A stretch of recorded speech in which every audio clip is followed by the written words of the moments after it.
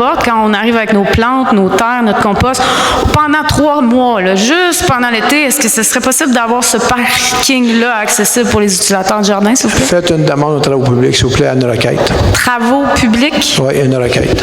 OK, parfait. Puis j'avais une question par rapport à... C'est la dernière. Vous avez parlé tout à l'heure que vous aviez l'autorisation de signer le protocole d'entente pour le projet de développement de 107 20e rue sans avoir reçu les documents dont l'étude des chemins et vous dites vous-même que vous ne les avez pas reçus. Est-ce que je peux savoir pourquoi vous vous empressez de signer un protocole si les documents ne sont pas encore rendus? Mme Bourbeau, ça fait une couple de mois, on ne s'empresse pas. Le mois passé, on a signé, je ne l'ai pas signé. On l'a reporté. Ce qui est dans le protocole, c'est les conditions à avoir pour avoir un permis. Fait que, après ça, il faut qu'une fois qu'on l'a signé, que cette personne remplisse les conditions. C'est tout. Si la personne ne remplit pas les conditions, est-ce que vous allez signer elle n'a pas quand avoir même? de permis. Vous savez comment ça fonctionne? Si tu ne remplis pas les conditions. Moi, je le sais comment ça fonctionne, mais vous avez dit tantôt que vous n'aviez pas les connaissances nécessaires. Je me demande si vous allez signer le protocole s'il n'y a pas les... Dans le protocole, madame, le rapport de biologie, il n'est pas dans le protocole, là. Pourquoi? Parce que c'est pas dedans, c'est tout. C'est qui a décidé qu'est-ce qu'il y avait dans le protocole? Bon, écoutez, là, c'est pas dedans, je vous réponds. C'est qui, là? Je ne sais pas, puis c'est pas dedans. C'est tout ce que je vous dis. Fait que vous savez pas? Non. Quelqu'un le sait? Madame Bourbeau, s'il vous plaît. Ben moi, je me demande, si vous ne connaissez pas la moitié des dossiers, pourquoi vous êtes légitime à continuer de siéger comme maire? C'est tout. Je sais. Pendant... Monsieur Duranceau, s'il vous plaît.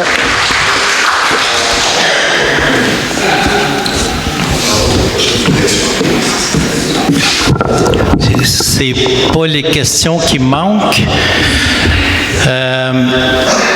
Je vais débuter avec la bibliothèque parce que c'est un dossier qui me tient à cœur et je pense que la population aussi. On a débuté avec l'achat d'un terrain d'environ 110 000 $. Vous avez investi au-dessus de 800 000 en archéologie et en plein de vie. On est rendu à 900 000 $. Ensuite de ça, on a eu une pétition pour un moratoire parce qu'on voulait avoir le plan, on voulait savoir si elle était triangulaire. On veut aussi avoir un moratoire pour prendre une pause. En fait, la pause vous aurait permis de nous présenter le dossier en son entité, c'est-à-dire le coût pour l'opérer qu'on n'a jamais eu. On a eu les plans, maintenant il n'y a pas accès. J'espère que vous allez vous engager à corriger la situation.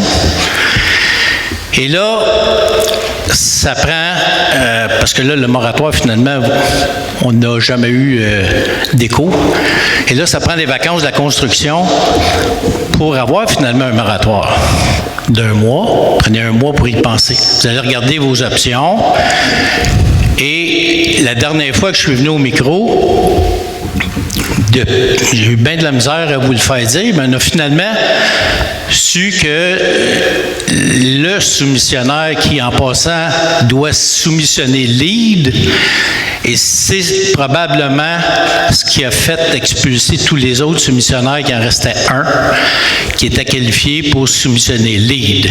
Pour ceux qui ne savent pas, lead, ça demande des exigences assez extraordinaires pour pouvoir assumer la propreté des lieux, ainsi de suite. Là, je ne vais pas tomber là-dedans. Là, vous êtes à penser à vos options. Moi, j'aimerais savoir, tout le monde aimerait savoir, est-ce qu'on est obligé d'aller à l'hôtel de ville à tous les jours voir si vous n'avez pas réouvert le règlement d'emprunt 886? Est-ce que ce soir, vous êtes prête à vous engager à ne pas réouvrir ou déposer un nouveau règlement d'emprunt dans le mois qui vient?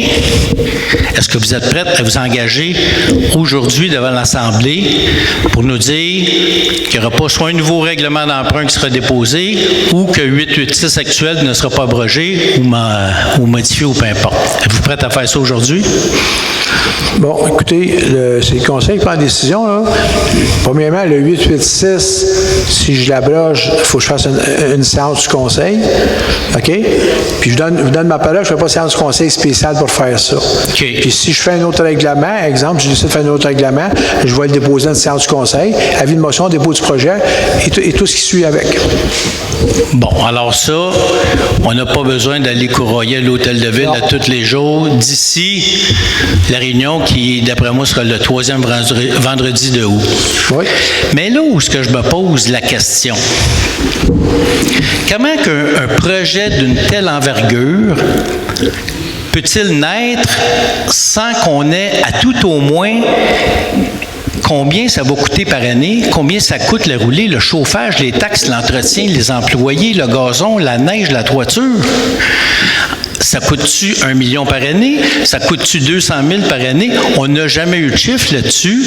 Et vous savez, M. Charbonneau, vous faites un travail incroyable. Pour le vrai, je ne voudrais pas être à votre place. Vous faites un travail incroyable. Ce qu'on vous reproche, tout le monde, c'est le manque de transparence que vous avez. Vous avez...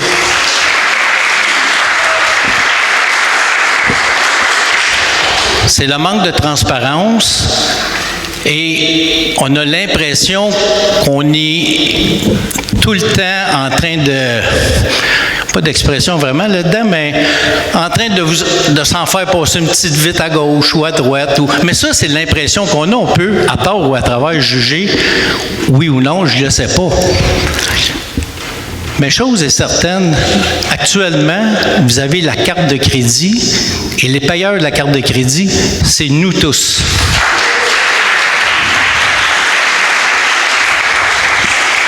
La carte de crédit, de la façon qu'on perçoit nous, et notre grande crainte, c'est que les taxes vont devenir tellement élevées que la valeur de nos maisons devra tellement descendre pour qu'on puisse les vendre, plus personne ne sera intéressé à venir vivre à Saint-Adolphe. Quand un budget, disons, de 500 000 qui, disons, environ 3 000 de taxes ou 2 500 ailleurs, et ici, ça sera 5 000, c'est des chiffres que je lance comme ça, mais on sait que notre taux d'endettement à 4 000 par habitant actuellement versus 1 000 à Moreau Heights ou à plein d'endroits est nettement plus élevé. Est-ce qu'on s'en va d'un cul-de-sac?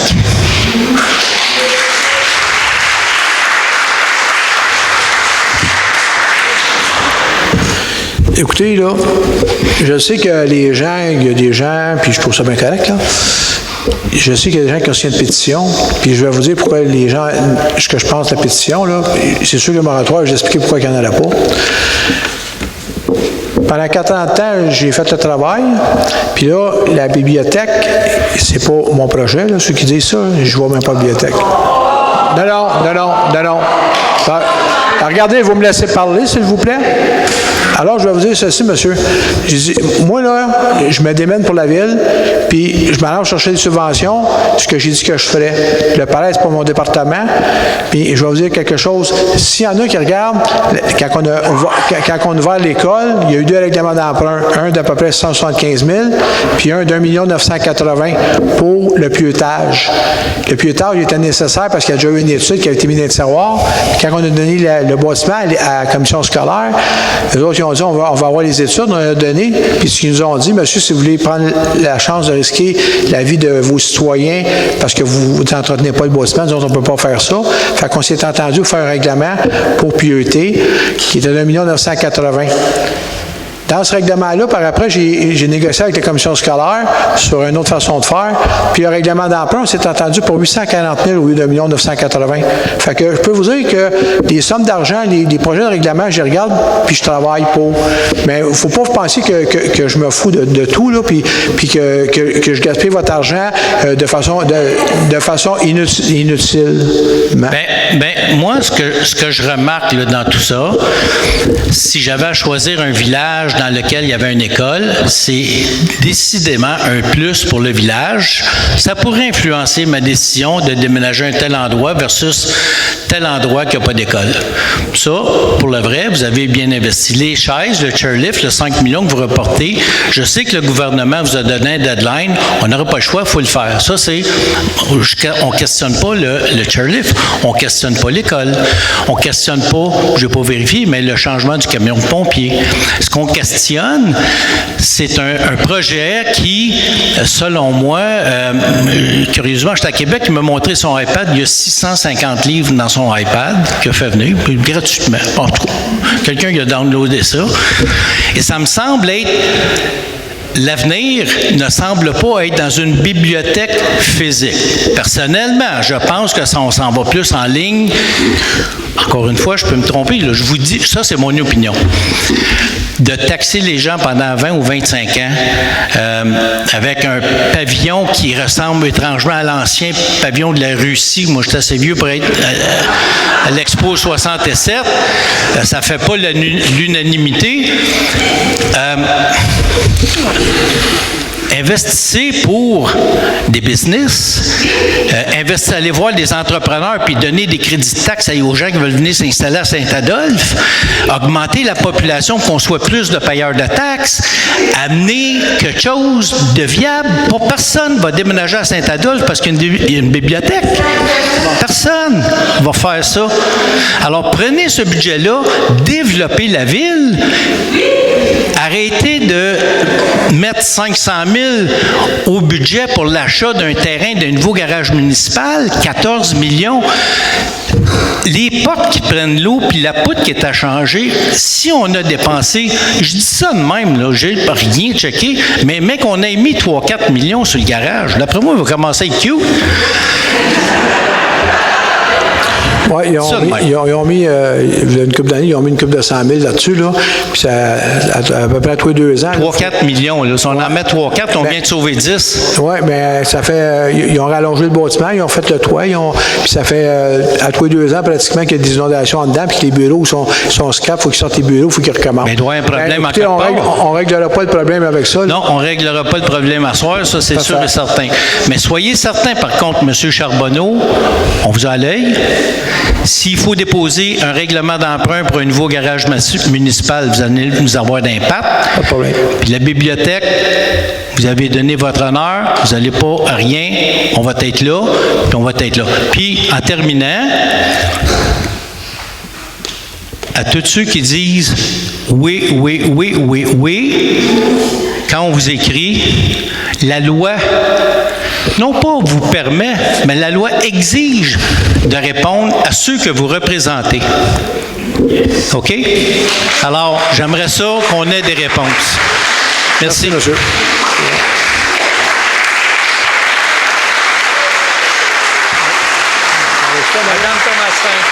Madame Thomasin, s'il vous plaît.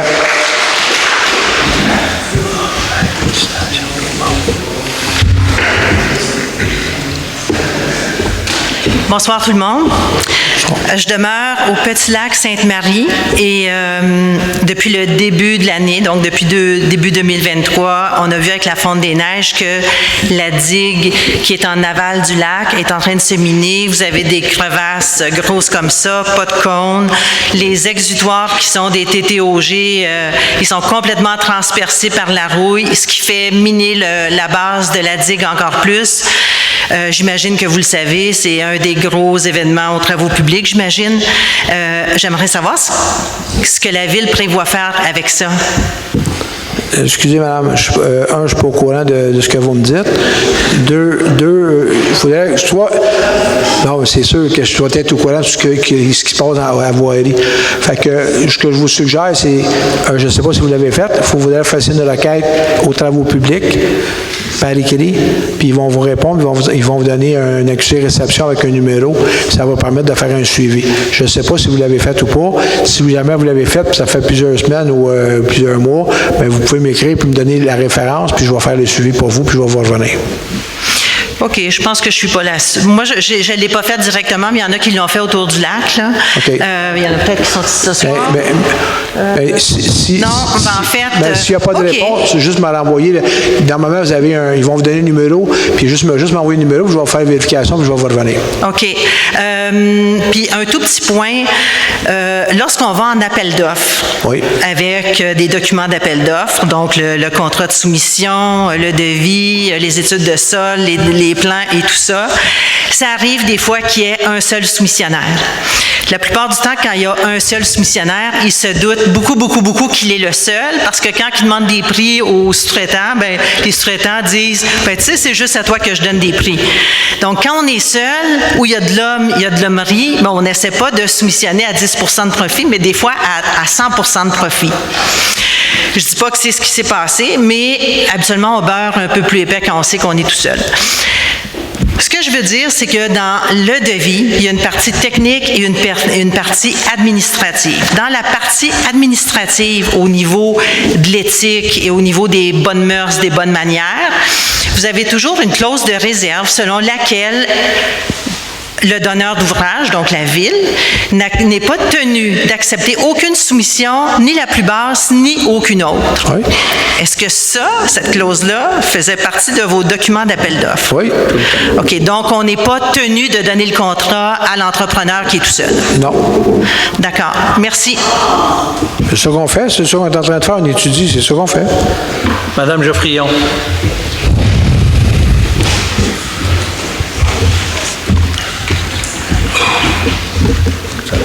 Bonjour. Bonsoir. Bonsoir. J'aimerais savoir si vous avez retenu les services de la Garda cette année. La réponse, c'est oui puis non.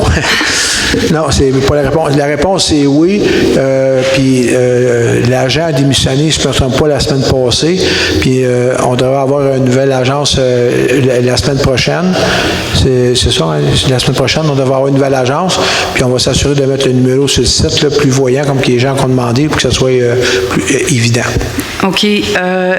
L'autre question, en fait, c'est à ce moment-là, comment on fait pour faire respecter le règlement 882 concernant le contrôle des animaux sur le territoire de la municipalité de Saint-Adolphe, qui a été adopté le 19 mars 2021, spécialement l'article 7 qui dit que ces dispositions relatives à la garde et au bien-être des animaux constituent une infraction et est prohibité le fait de ne pas tenir dans un endroit public un chien au moyen d'une laisse d'une longueur maximum de 1,85 mètres, parce que la semaine passée, sur la petite plage Belle-Île, j'ai compté à peu près 5 à 7 chiens lousses. Puis, il y a beaucoup de ces chiens-là qui viennent du camping. Étant en résidence, moi, j'ose même plus marcher là, en direction de la plage avec mon chien, ayant l'inquiétude de me faire poursuivre là, par des chiens sans laisse. Puis, ils sont proches, ils sont sur le chemin du tour du lac. On sait que ça roule vite. Le danger, c'est que les chiens se fassent frapper. Puis moi, je veux dire, c'est un danger pour les résidents aussi. La plage n'est pas très invitante non plus lorsque les chiens sont lousses. Les enfants, les chiens, le monde s'alasse des balles. En tout cas, c'est le bordel. Fait que comment on peut faire pour faire respecter ce règlement-là en ce moment, vu que la garde n'est pas là? Vous pouvez appeler la SQ, ce qui n'est pas idéal, là. On s'entend là-dessus. Puis il y a la SPCA qui gère. Nous autres, on a un contrat avec la SPCA. Mais ils n'ont pas le temps. Puis j'ai lu aussi dans le règlement que mettons, je téléphone à la SQ, puis il arrive 2 heures plus tard, puis il n'y a plus personne sur la plage. Non.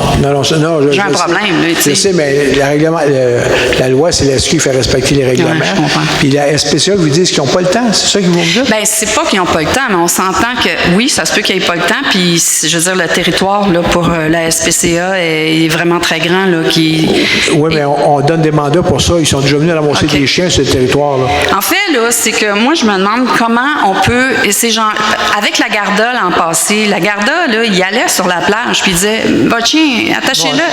Puis là, c'est pour ça que je vous demandais si la Garda, si vous aviez un...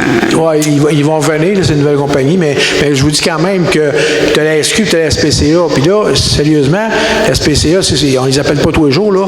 Fait que si jamais, tu sais, c'est comme je dis aux gens, des fois, quand vous appelez, si vous me dites, mettons, c'est sur la plage, mettons, les fins de semaine, tout ça, mais tu sais, peut-être le demander, puis si vous dites qu'il n'y a pas de temps, il faut vous nous le dire, puis on va communiquer aussi avec eux autres, là, parce qu'on paye pour un service pour ça, là, la municipalité paye pour ça. Là. Puis il y a une chose aussi, c'est sûr, je n'appellerai pas la SQ pour ça, je ne les dérangerai pas pour ça. Et puis, l'autre chose, c'est la SPCA, oui, je comprends, mais si je les appelle, puis ils viennent, mettons, 5 heures plus tard, puis il n'y a pas un chat sur la plage, bien... Oui, mais c'est ça, mais... OK. Puis là, je voulais, concernant ça, j'aimerais savoir, justement, là, moi, je parle toujours de la plage Belle-Île. L'an passé, ou avant qu'ils refassent la plage, il y avait des panneaux qui, justement, disaient par cœur là, que les chiens étaient comme interdits sur la plage ou il y avait un règlement, il fallait toujours bien les garder en laisse ou quoi que ce soit. Ils sont où, les panneaux? Parce qu'ils ont été comme maganés avec le temps, tout ça, ils sont en commande pour différents parcs qui vont être installés incessamment. OK, parce que moi, même si je leur dis, votre chien doit être en laisse, vous savez où je me fais envoyer paître. Ouais. Parfait, merci pour ça. Puis le problème, c'est que là, on est en construction, les semaines de construction de vacances, ça va être le bordel. Puis là, les panneaux sont pas faits. Puis là, on n'a personne pour vérifier. Mais je vous dis, c'est un enjeu, là, parce que c'est la plage où je vais. Puis c'est quelque chose. C'est plus très invitant, là, aller à cette plage-là en ce moment. Puis là, ça va être là, 2 semaines épouvantables, là. Donc, merci. Puis, vous dites qu'il va y avoir un contrat avec une autre compagnie que la Garda? Oui, parce que Garda, la personne qui nous a attitré a démissionné. Puis là, comme ils n'ont comme pas personne, nous, on servirait pour essayer de trouver une autre entreprise. Mais on devrait, la semaine prochaine, la rencontrer. Là. Ça veut dire que pendant la construction, il n'y aura pas... Mais les gens de la sécurité nautique, eux autres, ils peuvent pas. Ils font juste contrôler si Ils peuvent le dire, mais ils ne donneront pas de contravention. Oui, mais ils peuvent tout de même dire, peut-être si ça vient d'eux. Il me semble que la sécurité nautique, ils font la sécurité nautique, ils sont surtout là pour les planches à pagaie et ces choses-là. Oui, puis ils font bien leur travail en passant. C'est ça. Ouais. OK, je vous remercie beaucoup. Merci beaucoup. Merci. Je propose la levée de l'Assemblée. Merci. Merci tout le monde.